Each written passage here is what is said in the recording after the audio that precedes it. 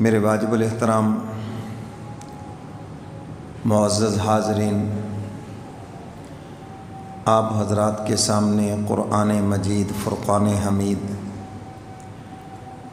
کلام الہی میں سے ایک آیت مبارکہ کا حصہ تلاوت کیا ہے۔ دعا فرمائیں کہ حق تعالی مجھے شرح صدر کے ساتھ بیان کرنے کی اور ہم سب کو قرآن و سنت پہ عمل کی توفیق عطا فرمائے۔ آمین۔ اللہ تعالیٰ نے اس آیت مبارکہ کے اندر ارشاد فرمایا، میرا محبوب تمہیں جس چیز کا حکم دے دے اس کو کرو، اور میرا محبوب جہاں سے تمہیں روک دے تو وہاں سے رک جاؤ۔ اور فرمایا کہ اللہ سے ڈرو، اللہ تعالیٰ کی پکڑ یہ بہت سخت ہے۔ میرے محترم سامعین، اس آیت مبارکہ کا دوسرا مفہوم یہ ہے کہ پورے دین کا خلاصہ حضور علیہ الصلاۃ والسلام کی اتباع ہے۔ قرآن پاک میں حق تعالیٰ فرماتے ہیں، جس نے رسول کی اتباع کی اس نے اللہ کی اطاعت کی، اور جس نے حضور کی نافرمانی کی اس نے اللہ کی نافرمانی کی۔ آج لوگ سمجھتے ہیں کہ دین صرف اپنے معمولات پورے کرنے کا نام ہے، معمول بنا رکھا ہے، اتنی تسبیح پڑھنی ہے، اتنی تلاوت کرنی ہے، یہ نوافل پڑھنے ہیں، بس یہ میرے معمولات ہیں اور یہی دین ہے۔ کسی نے اپنا شوق پورا کرنے کا نام دین سمجھ رکھا ہے۔ شوق ہے کچھ دین کے کاموں کا، ایک دو کاموں کا شوق ہے۔ سیدنا فاروق اعظم رضی اللہ تعالیٰ عنہ کا دور خلافت ہے۔ فجر کی نماز میں ایک نوجوان کا پوچھا کہ جماعت میں نہیں ہے، امام کو اتنا تو پاورفل ہونا چاہیے نا، تو پوچھ سکے جی آج آپ نماز میں نہیں تھے۔ یہاں کو پوچھ سکتا ہے، ورنہ کون ہے تو سانو پوچھنے والا؟ آپ کا کام نماز پڑھانا ہے، آپ ہم سے پوچھ رہے ہیں جی ہم پڑھے نہ پڑھے ہماری مرضی، جیسے پڑھے جی ہماری مرضی۔ تو اسی لیے لکھا ہے کہ امام کو پاورفل ہونا چاہیے، اتنا کمزور نہیں۔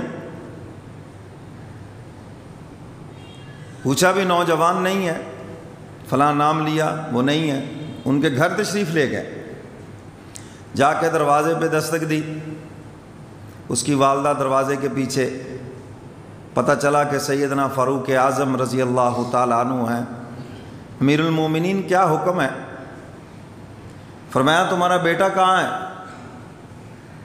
عرض کیا کہ ساری رات وہ نوافل پڑھتا رہا اور صبح اس کی آنکھ لگی، تو میں نے کہا کوئی بات نہیں، اتنے نوافل پڑھے ہیں، اگر فجر کی نماز نہ پڑھی گئی تو کوئی بات نہیں، تو اس لیے وہ سویا ہوا ہے۔ اب سیدنا فاروق اعظم رضی اللہ تعالیٰ عنہ کی بات سنے، فرمایا کہ ساری رات نوافل پڑھنے سے بہتر تھا کہ وہ فجر کی نماز با جماعت پڑھتا،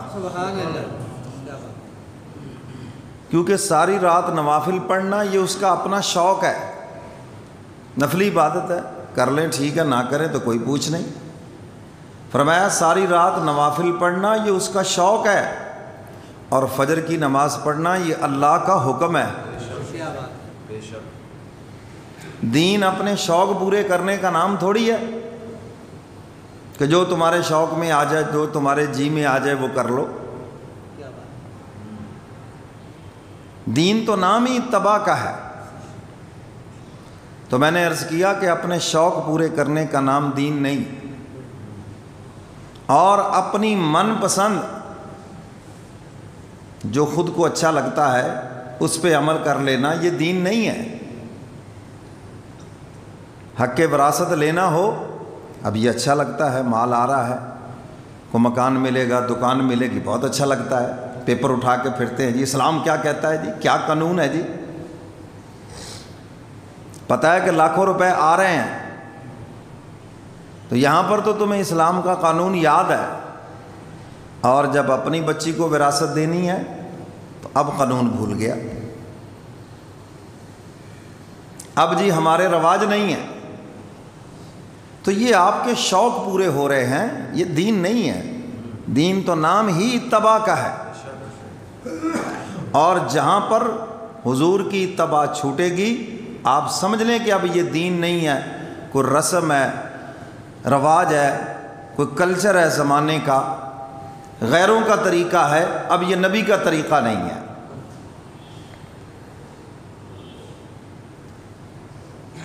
سفر کے اندر قصر نماز ہے، فجر کے 2 فرض، ظہر کے 2 فرض، عصر کے 2 فرض، مغرب کے 3 فرض، عشاء کے 2 فرض اور 3 وتر۔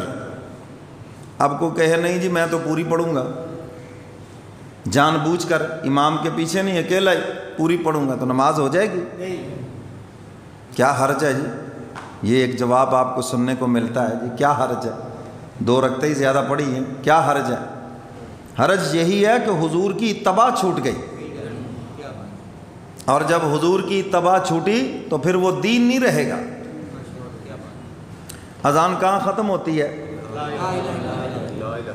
اچھا آج کوئی کرے محمد الرسول اللہ ساتھ پڑھ دے،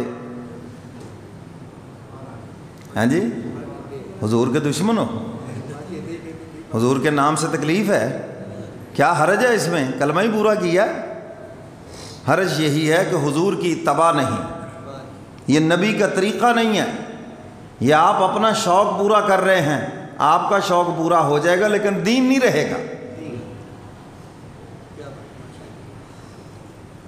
اور لطیفے کے طور پر بات سمجھانے کے لیے عرض کرتا ہوں، ہمارے ہاں اذان ہوتی ہے، لوگ بیٹھے ہیں گھروں میں، اچھا تجربے کے لیے اذان کے بعد ایک اور اذان دے دیں، سارا محلہ مسجد میں آ جائے گا۔ 2 اذانیں کیوں دے دیجیے؟ کیوں جی؟ فساد کھڑا ہو جائے گا۔